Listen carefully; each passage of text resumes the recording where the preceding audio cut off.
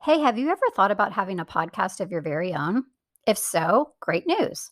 Spotify has a platform that lets you make one super easily, then distribute it everywhere and even earn money. It's all in one place for free. It's called Spotify for Podcasters, and here's how it works. So, Spotify for Podcasters lets you record and edit podcasts right from your phone or computer. So, no matter what your setup is like, you can get started creating as soon as today. Then you can distribute your podcast to Spotify, and everywhere else podcasts are heard. Video podcasts are also available on Spotify, so that's pretty cool. And with Spotify for Podcasters, you can earn money in a variety of ways, including ads and podcast subscriptions. And best of all, it's totally free with no catch. Ever since I discovered Spotify for Podcasters, I really just feel like it's taken my podcasting to a whole nother level. So I highly recommend you give it a try if a podcast is something that you've been thinking about as well. Just download the Spotify for Podcasters app or go to www.spotify.com/podcasters to get started.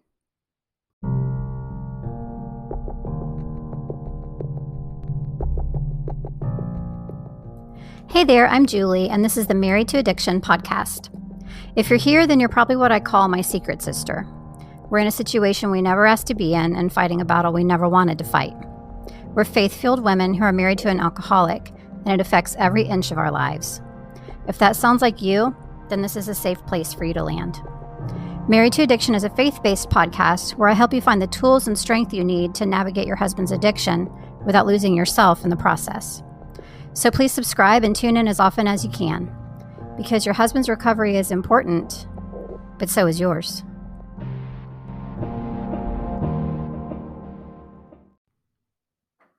Hey there, before we get started today, I just wanted to make sure that you knew about the Secret Sister Circle. That is a membership that I created to basically take the exhausted wife of an alcoholic from just sitting around wishing things would change, praying things would change, hoping things would change, to actually knowing what to do to find some stability and peace and happiness again. So I started this back in July, I believe, and we have covered a lot of ground since then. So I just wanted to go over real quickly with you just some of the topics that we've covered in there so you can kind of get an idea of what we talk about and if these are some things that maybe you could actually use. So we started out with talking about some common pitfalls that wives of alcoholics fall into and how to overcome those. We talked about the all important taking thoughts captive, and we really dove deep into exactly how to do that and how it can really just improve everything in your situation. We've talked about codependency, understanding alcoholism, boundaries, effective communication with an addicted spouse. We have also covered a lot of spiritual ground, like how to really embrace and implement a meaningful quiet time with the Lord into your life, how to deepen your relationship with God. We did a study on that. We did a study on trusting in God. We did a study on how to hear from God. We've talked about self-care for wives of alcoholics and what that looks like and exactly how to implement that. We've done a self-worth study, just covered so many great things in there. And all of the material is presented to you in a way that is easy to consume, but also it gives you a lot of assistance in actually knowing how to implement this stuff into your life. Because I'm sure you've heard me say before, knowing is one thing, but doing is everything. So that is the Secret Sisters membership in a nutshell. I would absolutely love to have you join me there. It is super powerful, and just there's some great life-changing stuff going on in there. You can find out more about it by going to my website, marriedtoaddiction.com, and just clicking on the tab that says membership. I believe it's under the Get Help tab, or drop down rather, and you'll see it there, Secret Sisters membership. So please go check it out. I would absolutely love to have you there with us. Hello, and welcome to episode 36 of the Married to Addiction podcast. Today's episode is entitled 4 Different Ways That This Can Play Out. And by this, I mean being married to an alcoholic, this relationship that we're in, this situation that we're in. There are people who are in this situation around the world. This podcast has been listened to in almost 50 different countries. So this is something that affects families everywhere.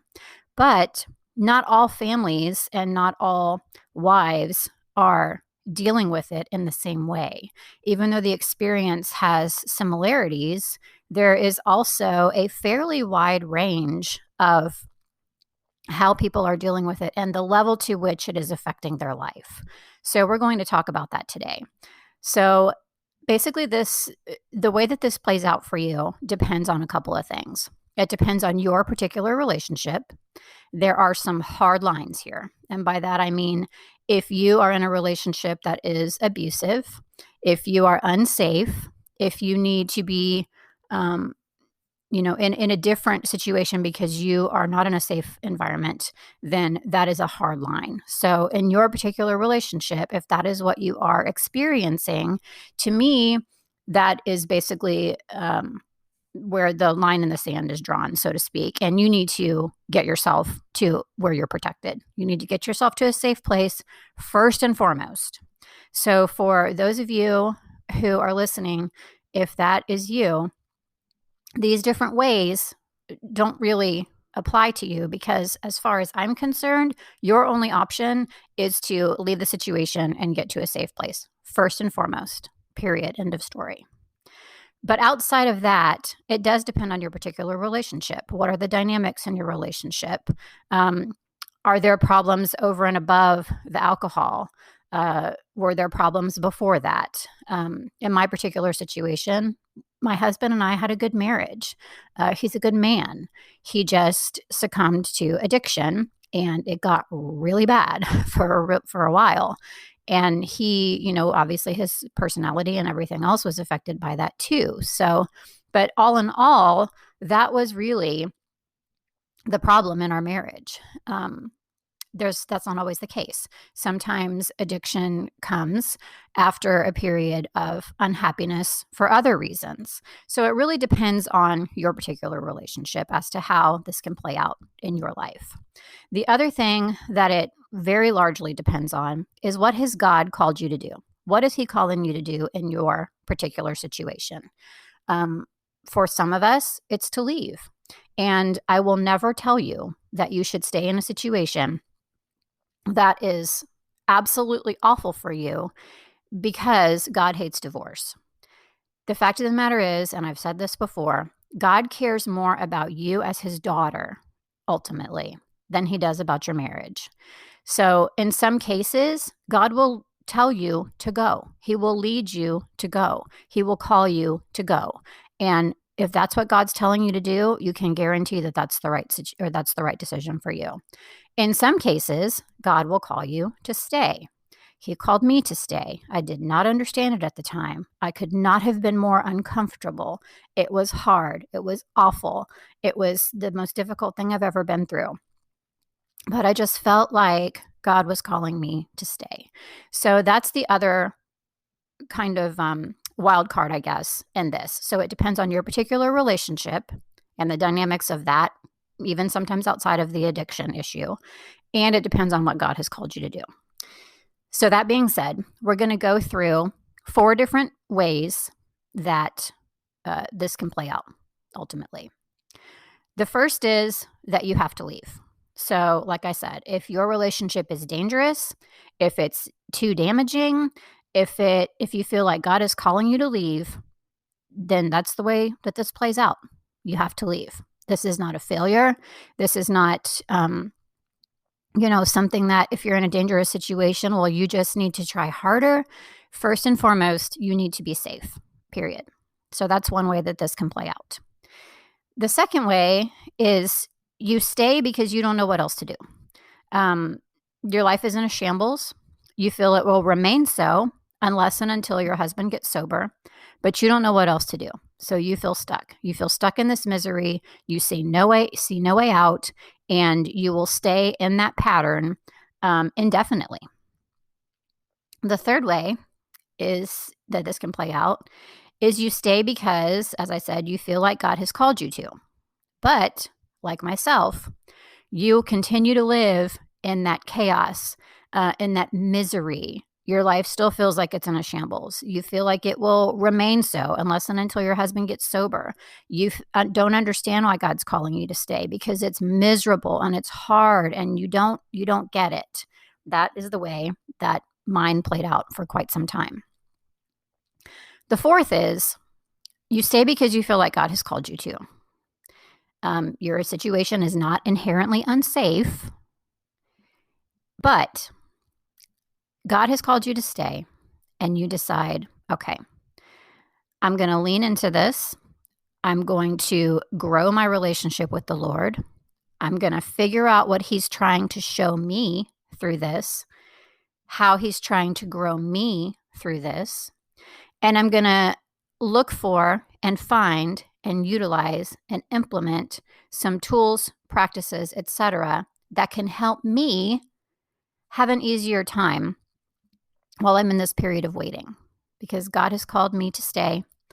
I don't understand it, but I also understand that Christ did not die for me to live a life of misery. So what can I do in this situation to not feel like I'm just indefinitely going to have a miserable life?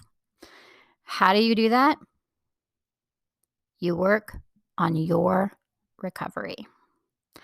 And if this is a new concept to you, your recovery, please go back and listen to some of my other podcast episodes. I did not understand this concept. I did not agree with this concept. I did not think that I needed recovery. I was a little bit indignant about the fact that somebody would even suggest that I needed to do anything because he was the one with the problem. I didn't get it. And now I have basically decided that it is my mission because I know the value of it now, and I see the value of it now, and I see how it's changing women's lives. Now, my mission is to make other people who are in that position that I was in and of the mindset that I was in understand that your recovery is just as important as your husband's recovery. Because when you work on your recovery, whether you feel like you're being called to stay because the Lord wants you to, whether you feel like you're staying because you don't know what else to do, whatever the case, if you will work on your recovery, regardless of what your husband is doing, you can stop feeling like you're living in that chaos. You can put boundaries in place to protect yourself emotionally, to protect your mental health, to do the same for your children. You can hold space for your husband to work on his recovery. You go to the Lord to meet your needs. And we've talked about that before in a recent episode, actually. He can bring you peace through this. He will help you carry your burden through this. You are working on other things in your life and focusing on other things in your life rather than sitting there looking at your husband all day, every day and thinking, my life is over until he stops drinking. It doesn't have to be that way. The decision here is not to, one, leave and be free from the difficulty, or two, stay and be miserable in the difficulty. Those are not your only choices. And I want you to hear that. Will it still be challenging? Yes. But there are so many women that I know of and have talked to that have found a way, if God is calling them to stay, to not stay stuck in that place where their life just feels like it's over.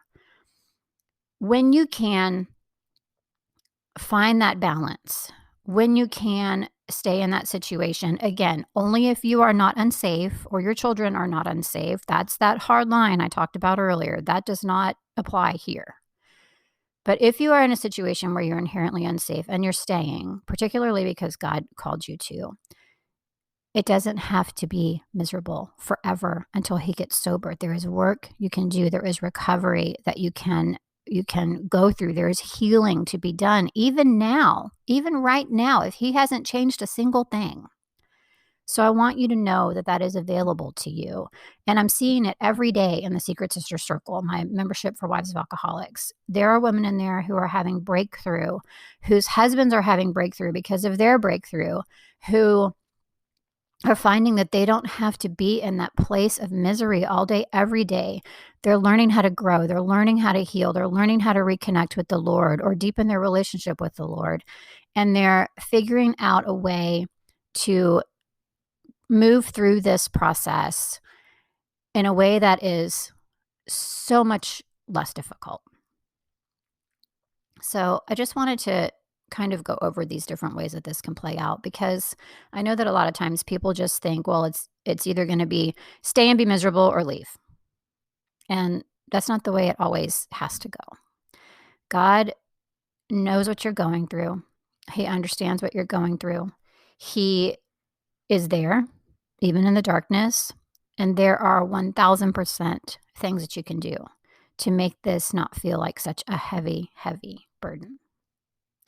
So I hope that's been helpful for you. Thank you so much for listening, and I will see you next time.